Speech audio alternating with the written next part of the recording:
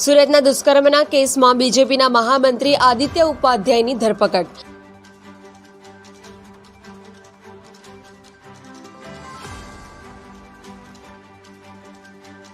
Ward number 8ના બીજેપીના મહામંત્રી આદિત્ય અને તેના મિત્ર ગૌરવસિંહની ધરપકડ।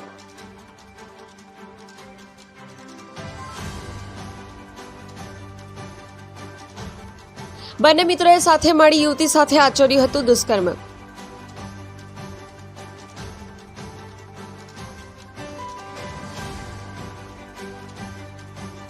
સુરત પોલીસે બંને આરોપીઓને ઝડપી કાયદેસરની કરી કાર્યવાહી।